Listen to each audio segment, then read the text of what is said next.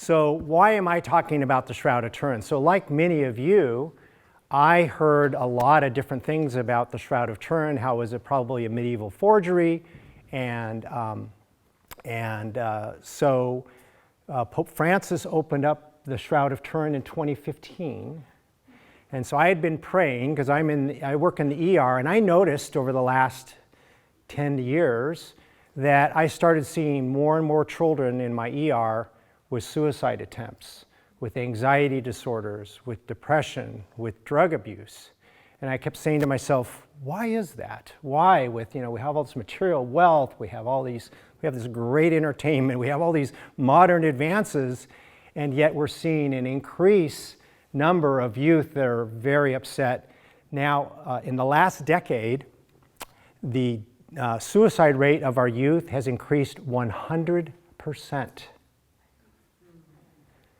Women that have an abortion have a 300% increase in suicide attempts. Teenagers that have an abortion have 1,000%, tenfold increase in suicide. So what's going on? Why is this? And at the same time, I was seeing people very afraid of death, very fearful of death. And yet I noticed that those people with faith, they had accepted that, that life is finite on this planet.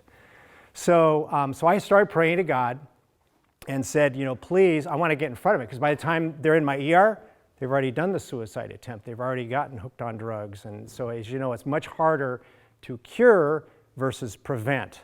So I said, please, get me in front of this. So the Shroud of Turin opens up in 2015. Took my wife and I went, who's also a physician, to Turin, and we saw the Shroud of Turin. And the Shroud of Turin is a 2-cubit by 4-cubit long linen cloth. When linen is made out of flax, not cotton. Okay, linen is made out of flax. They didn't have cotton in the early centuries. Cotton wasn't around in the Middle Ages until around the year 800, and wasn't in Europe until around the 1500s.